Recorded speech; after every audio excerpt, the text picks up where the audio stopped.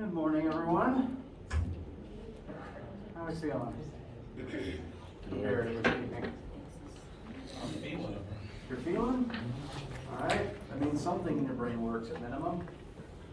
That's probably it.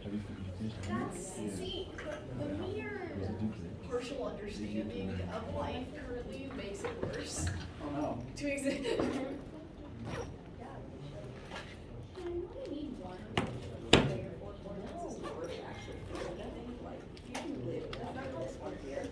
Like, you don't feel any emotions or anything, you can live without it. I mean, you hear about people having their brain damage. Yeah, like, you can have like a spike. The guy with the railroad spike. Yeah, like, you don't feel any emotions, your personality will come. I mean, you hear Are y'all about, talking about Phineas Gage?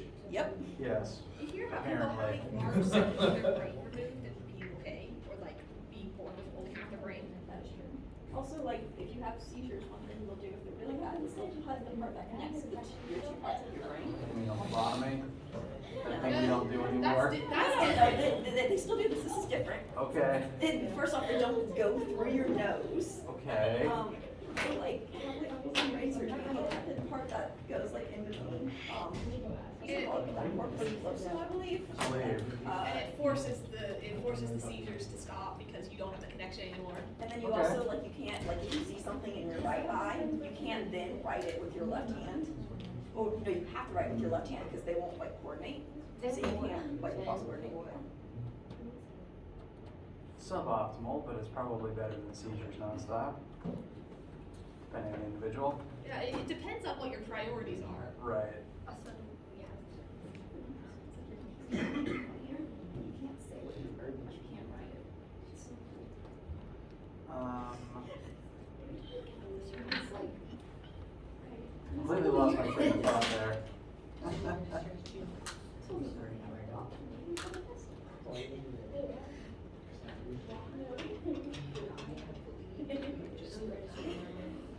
All right. I don't know why I'm having such a hard time getting back on my mental track, but that's okay. Brains are weird. Today is Monday, April 4th, and tonight the pressure homework and quiz are due. So in a minute, I'll open the floor up to any questions you might have about that. I'm also going to be posting the Chapter 7 homework today. It won't be due until a week from today, but just be aware it is going up and you can start working on it. We do have lab this week. It will be a heat lab, calculating the thermal exchange between various hot objects and water. And come to lab as normal. We likely won't have a formal lecture on Friday. I will probably link you to something that you could watch instead that you could do on your own time without having to come straight to this room. But go ahead and keep in your minds, lab this week, lecture Monday and Wednesday, but probably not a lecture on Friday. That's because your birthday's on Friday, correct? Correct. I remembered that. Happy early birthday. Thank you. Mine is too. Yeah? Well, happy birthday to you as well. I'm going to open the floor up to homework questions in a second. Any other miscellaneous or random questions before we get started? Yes. Are we gonna be able to hurt ourselves if we heat lab by accident? Wait. Oh. There will be boiling water involved. Oh goodness gracious. Listen, Yeah, I'm not coordinated. And that's why you have a lab crew. Right. So that we can. You need to be coordinated. I'm the Boy Scout here. Okay, good. We're good, okay. The boiling water will be in its own container and you will only be interacting with it via tongs. Okay. You will not necessarily need to pour boiling water into something else. The boiling water is just to heat up a sample to a known final temperature. Okay, we're good. Valid question though. You want to prioritize safety.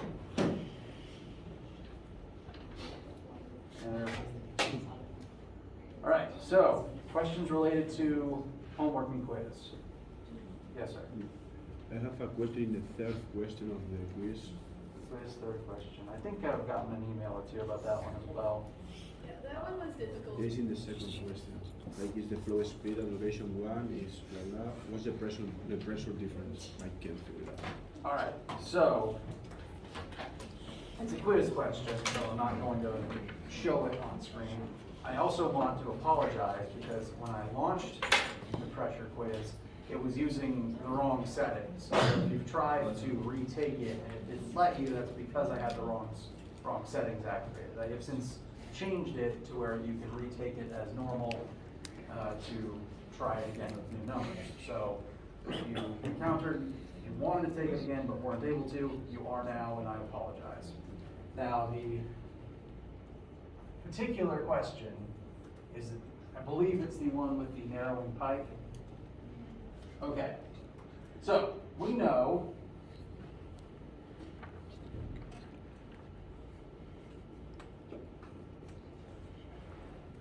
from our recent pressure equations that as a pipe narrows or widens, the velocity that a fluid will flow through it at will change.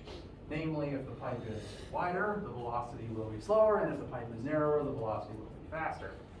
And in the relevant quiz question that we're examining right now, you do have to determine what the change in velocity is from one part to the other. Namely, you'll be given the first velocity, and the second velocity will be faster since the pipe does narrow. That still uses the normal continuity equation.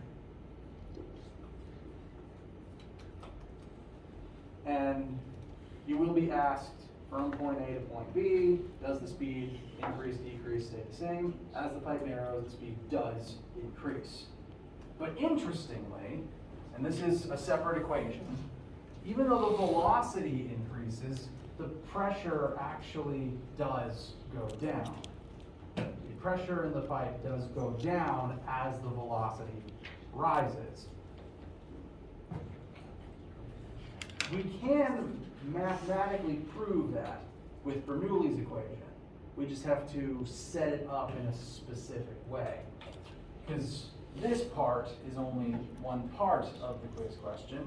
You do separately need to use Bernoulli's equation to determine how much the pressure changes in the pipe. So we've got on the left side, pressure 1 plus density over V1 squared over 2 plus 1 equals pressure 2 plus density V2 squared over 2 plus VG1. So this is Bernoulli's equation, and the way that the question is being asked, it specifically wants to know the change in the pressure as you go from point 1 on this side to point 2 on this side. It wants delta P, the change in pressure from 1 to 2. To get delta P the correct way, we need to arrange this such that we are solving for P2 minus P1. Delta anything is always final minus initial. Since we're going from point 1 to point 2, we need to set up our formula such that we are solving for P2 minus P1, final minus initial. To do that, I'm going to drag P1 to this side and send everything else on the right over to the left in its place.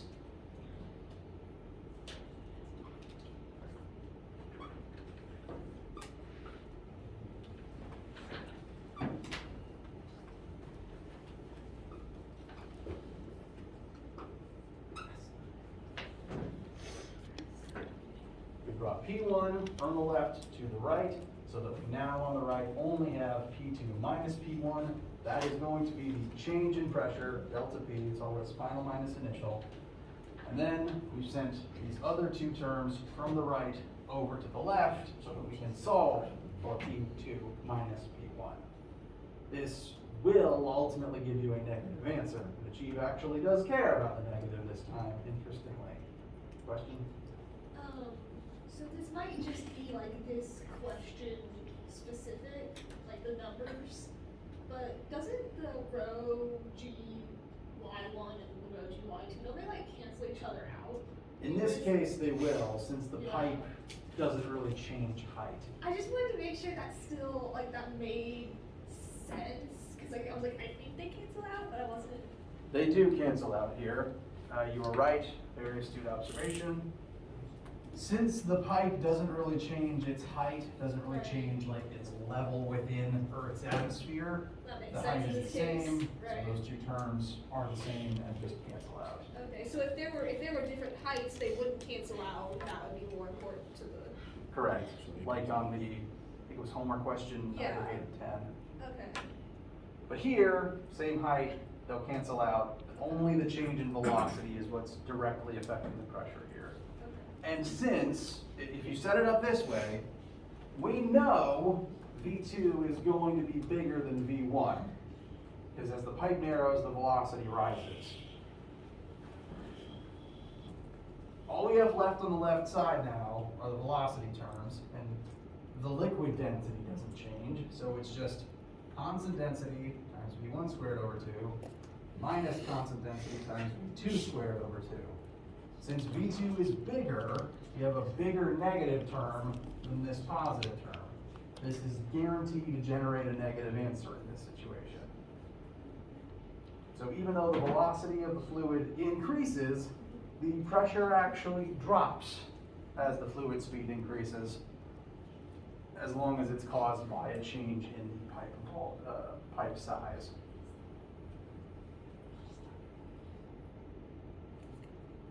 Does that help? So those terms cancel out each other? In this The case? two that I crossed out cancel out. The velocity terms do not. You want to plug in the V1 that you're given and the V2 that you find using this equation.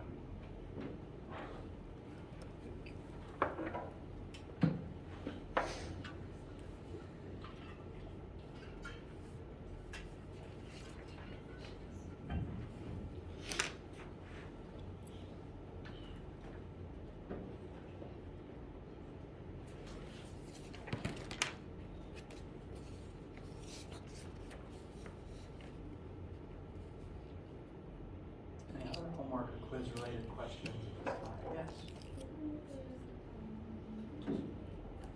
Homework question 8? Yes. Just load that.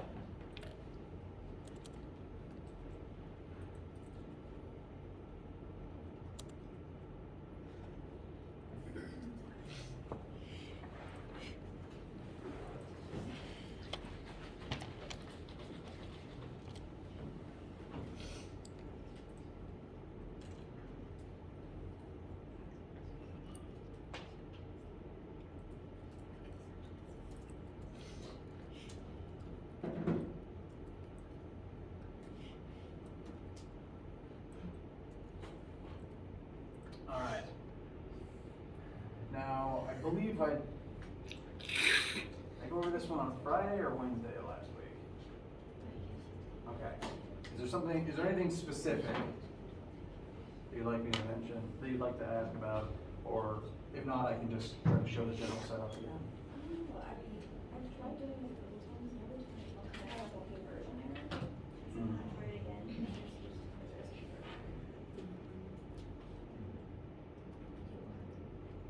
Might be that I should just look at, I can look at your work after class if that helps, because I wanna help you get there. But if it's an issue that happened in your work, then I need to see that.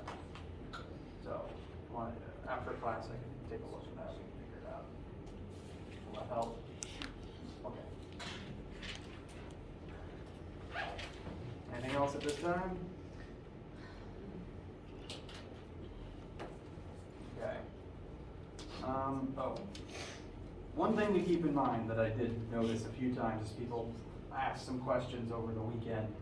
Make sure that, like if I set up a question, like a homework question on the board for you guys, I give you my advice on where to start it.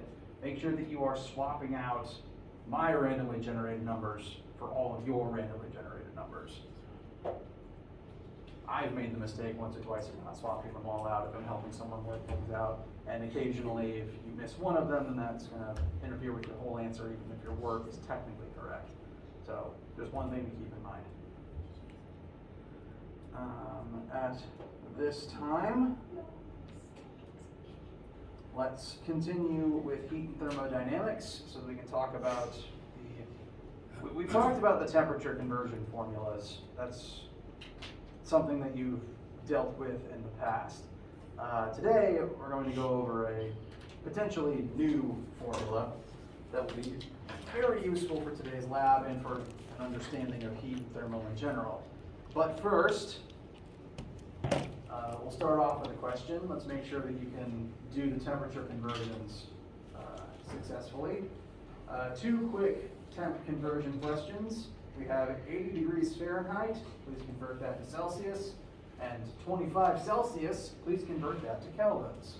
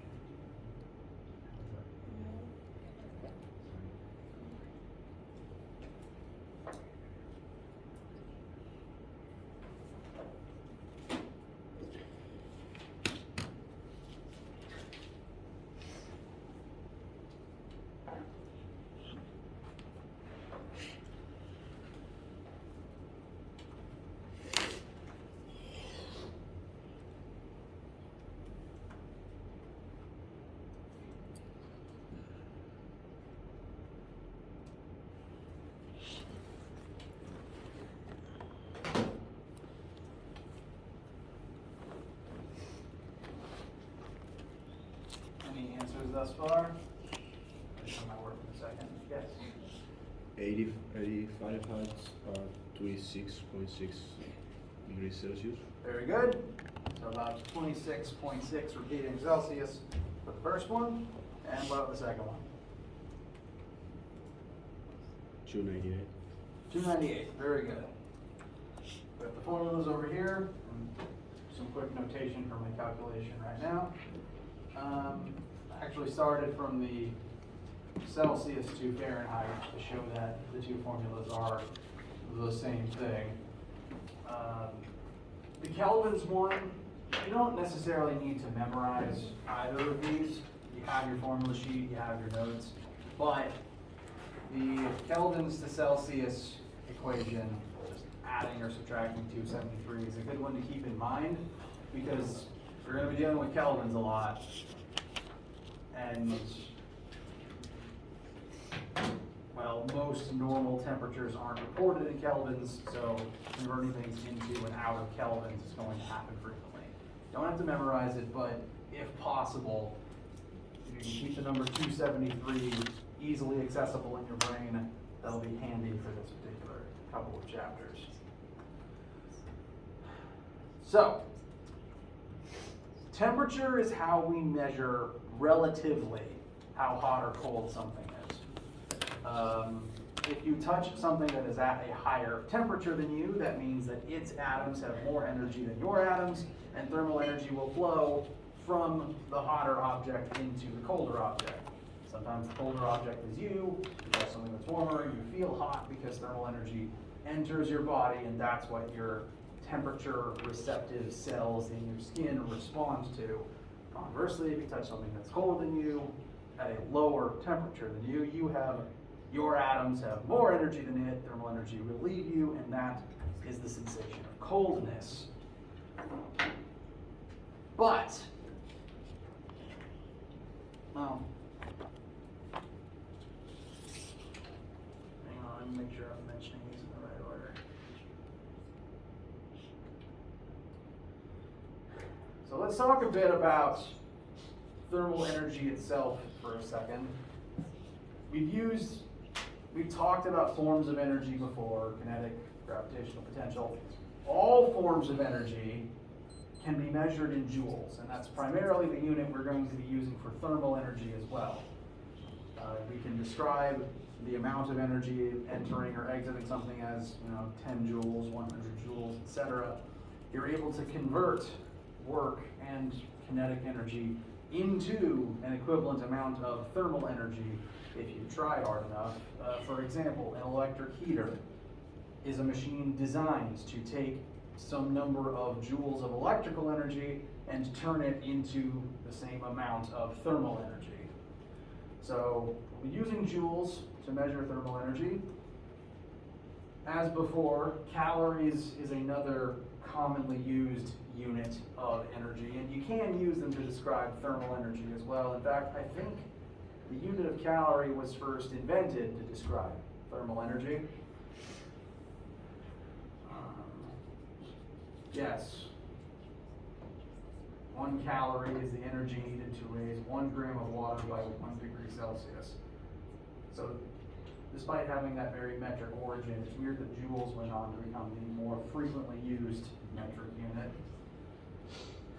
This is the same calorie that's written on food packaging, but food calories are actually secretly kilocalories to keep all the numbers smaller to make them less scary. So, we're using joules to talk about thermal energy. Now, hypothetical question.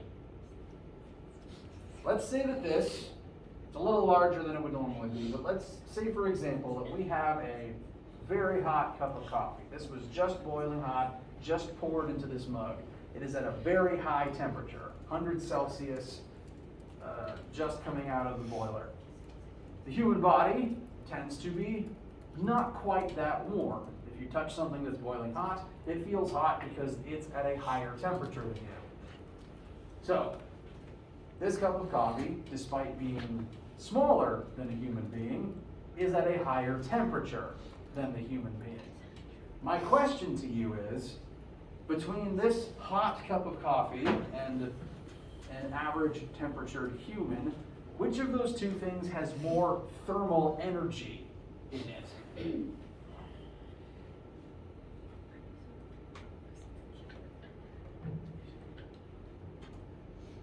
A cup of coffee. And why would you think that? Because when you get closer to it, you can, even if you're not touching it, you can still feel the heat. It definitely has a lot of thermal energy. Getting anywhere near it, you will feel thermal energy entering you. That's very true. But just because its temperature is hotter doesn't actually mean it has more total thermal energy in it than we do. The human body has a lot of energy inside of it, and the human body is made of more stuff than a cup of coffee is. There's more mass inside the human body. There's more dense materials inside the human body, if you count all the iron in your blood and the calcium in your bones. So a human, despite being at a lower temperature than that cup of coffee, still has more thermal energy inside of yourself than a cup of coffee. The weird thing about temperature is, it is not an absolute measurement of total thermal energy level. It's a measurement of if you were to rip one atom out of that object, it's a measurement of that atom's average thermal energy level.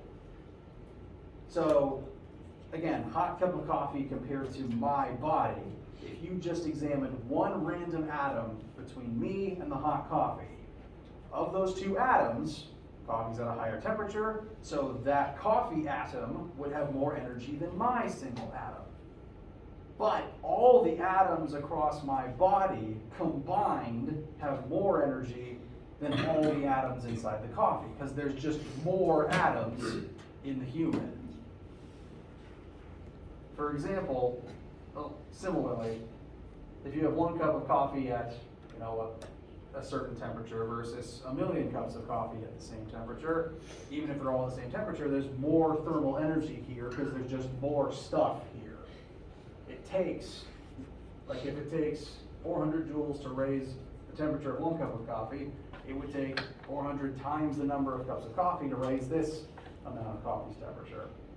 So how much material is present does affect how much thermal energy an object can have and how much thermal energy it needs to change its temperature. Bless you.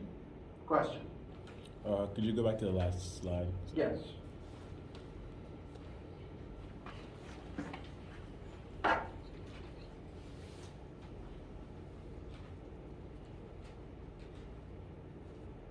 Now, as an object gains or loses thermal energy, that process is called heat transfer, and its temperature will change.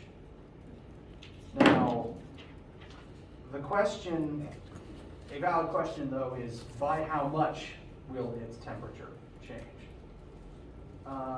Related example, let's say that, I don't recommend this, but let's say that we have this hot cup of coffee and you stuck your finger in it. Don't do this, but that would hurt. And that hurts because there'd be a lot of thermal energy entering your finger very quickly, and the temperature of your finger would change very quickly. And that would hurt. That's where the pain receptors kick in. It's not necessarily temperature that hurts, it's heat transfer that hurts. That would help. Still wouldn't recommend it. Question? Is that why kind of like when some people make products and then like have to boil water and they put it like in a pot and boil water like a glass? Is that why it breaks sometimes? Why the glass breaks? Yes. There's a few reasons why the glass could break. One of them is thermal expansion. Well, I was planning on touching on this a little bit later, but since you asked, when things warm up, they do get bigger, technically speaking. A warmer object at a higher temperature with more thermal energy, its atoms are more energized and they bounce around more, they bounce off of each other, they naturally end up spreading apart as a result of that. Evaporation is the logical extreme of this phenomenon. As you pour more energy into water, its atoms get so energized and spaced so far apart, it literally turns into gas. But even smaller scale, between phase changes, this still happens. For example, jewelry will change size depending on if you've worn it recently, if it's your body's temperature, if it's the temperature of a cold room. And if you've ever felt like between times of day, like a ring feels tighter or looser, it literally changes size based on your body temperature or the weather. In the case of, say, a coffee pot breaking, if one part of the glass was warmer than the rest of it, and that part expanded faster than the rest of it, that part could literally destabilize the whole structure and break. So that does happen sometimes. That's called thermal shock. Did that answer the question? Okay. So you said that you feel pain because of the rapid change Yes. in transfer of heat. So basically, if you transfer the heat slowly enough, you can go as high as you want.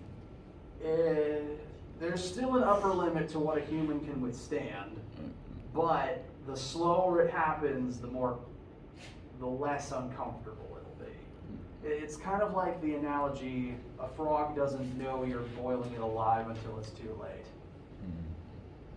I don't recommend doing this, but if you put a frog in water and started boiling it slowly, as the water temperature increases, the frog's temperature will slowly increase, and it doesn't really notice as long as you do it slowly until it's dying. Lobsters are similar. again, don't do it. There's just an old adage about it.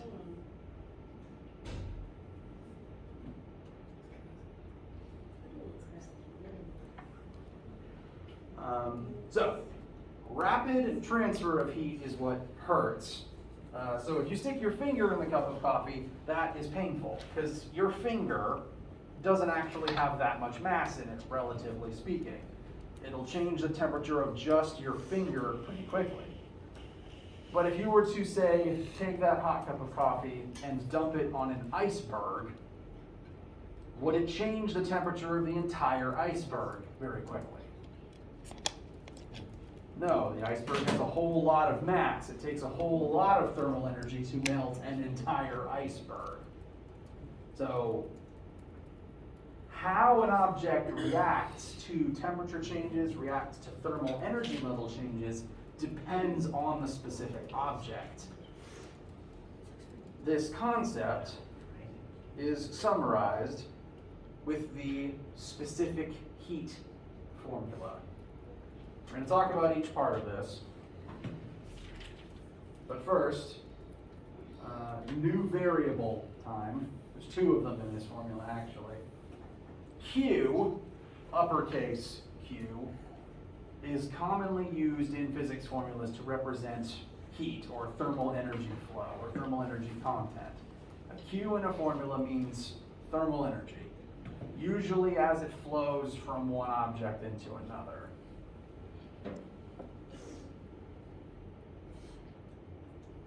So the purpose of this formula, we'll elaborate on the rest of the pieces in a second, is to show what happens to an object as you add or take thermal energy away from it. Q represents the amount of thermal energy that it either gains, if it's a positive Q, or loses, if it's a negative Q.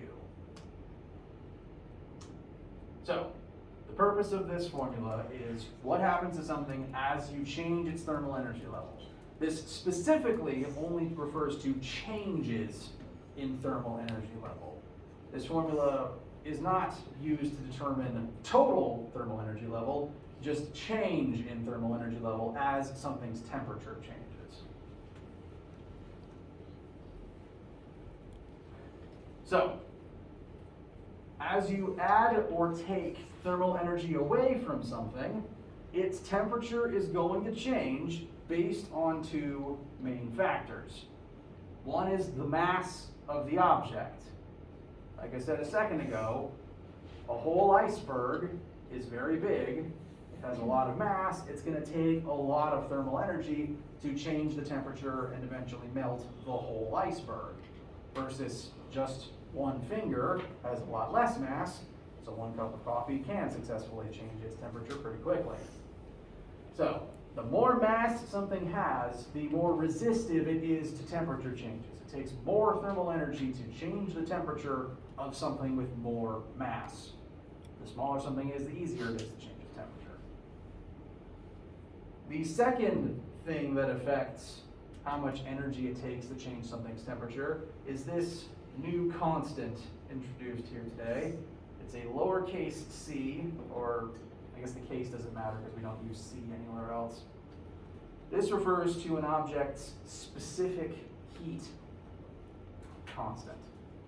It's a new constant, and you will never have to memorize a number for specific heat because every different substance known to man has a different specific heat.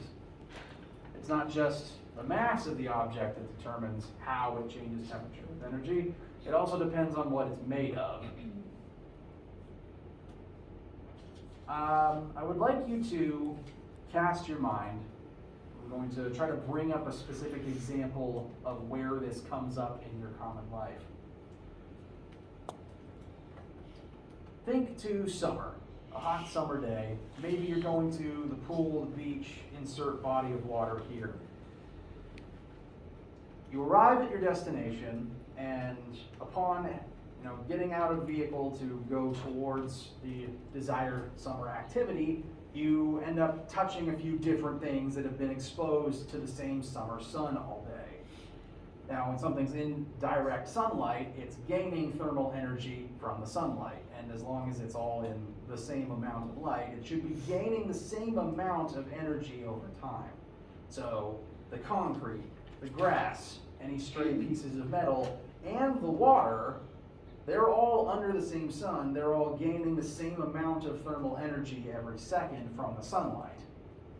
But as you touch, say, concrete with your bare foot or bare hand, and then you jump over to the grass and you touch it with your bare foot or your bare hand, and you eventually get in the water, they all feel at different temperatures despite being in the same sunlight and touching the same temperature air.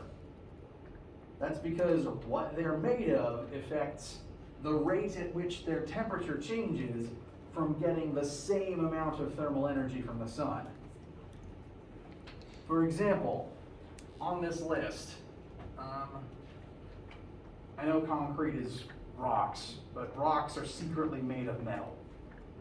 So if you look at the specific heat contents for metals on this list, like copper or gold or iron, they're all pretty low numbers. Silver, tin. It doesn't take a whole lot of thermal energy to change the temperature of metal. They heat up very quickly, which is why most pots and pans are made out of metal. They heat up quickly. On the other hand, let's look at the specific heat for water. That's the single largest number on this table. Everything else is, for the most part, somewhere between like 100 to 1,000. But water is over 4,000. It takes a lot of thermal energy to warm up water, which is by design. That property of water is one of the things that makes life on this planet possible.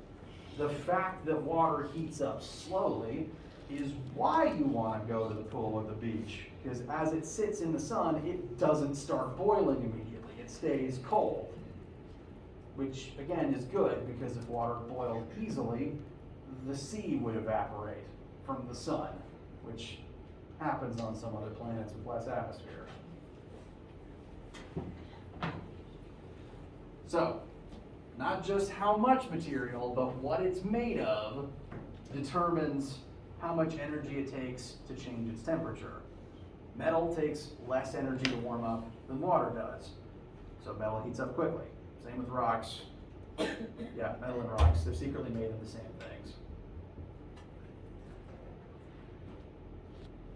So every different material has a slightly different specific heat constant. You'll never have to memorize any of them. You will frequently have a table like this to tell you what its specific heat is. Specific heat is typically measured in units of joules per kilogram degree Celsius, since the purpose of specific heat is to tell you how much energy it takes to warm up a certain amount of a certain material by a certain, how much heat it takes to warm up a certain amount of a certain material by a certain number of degrees. So for that reason, so that we can keep using units of joules, kilograms, and kelvins, and Celsius, the unit of specific heat is joules per Kelvin degree Celsius.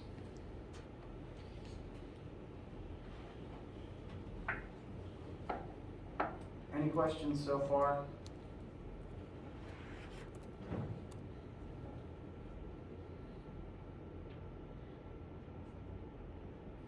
Okay. One small thing to note before we look at a quick example using this. In this specific formula, you're allowed to use either Celsius or Kelvin.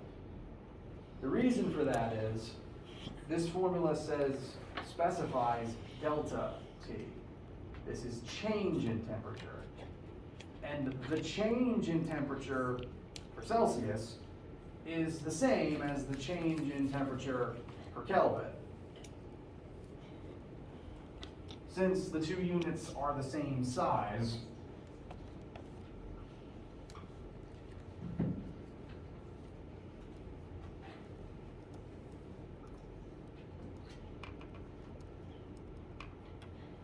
say that you're trying to calculate the temperature change from freezing to boiling for water. In Celsius, that's 0 to 100. That's a difference of 100 degrees. In kelvins, the freezing point is 273 and the boiling point is 373. That's still 100 units apart. So delta T for Celsius is the same as delta T for Kelvin, since the 2 units are the same size. Which means this formula, you can use either Celsius or Kelvin, but only one of them at a time. You can't separately, if you're calculating delta T, TF minus T initial, you have to use either both Celsius or both Kelvin. You can't mix and match.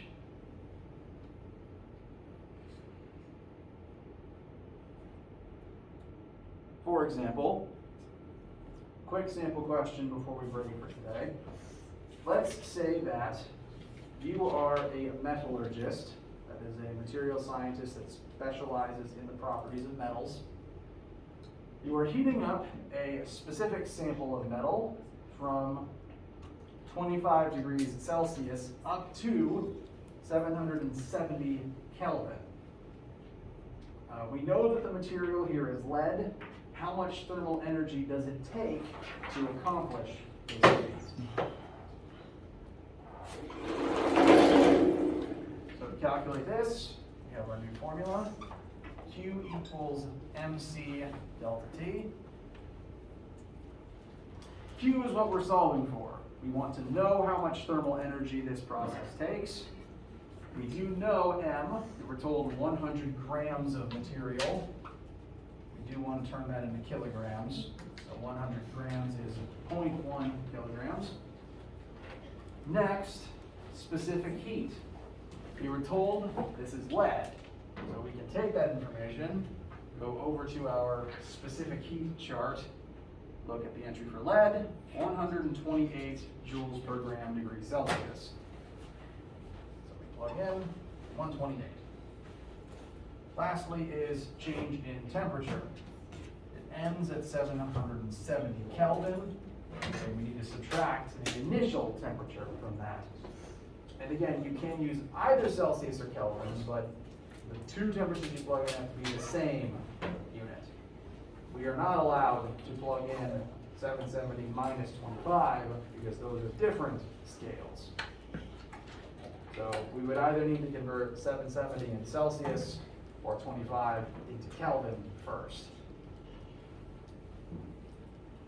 I know just from doing this so often, 25 Celsius is 298 Kelvin. That's just 25 plus 273.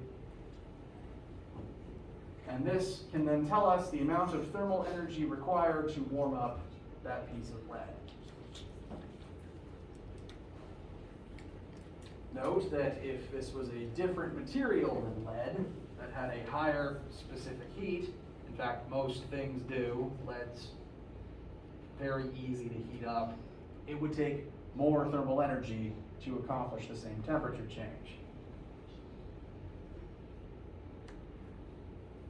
How do we feel so far?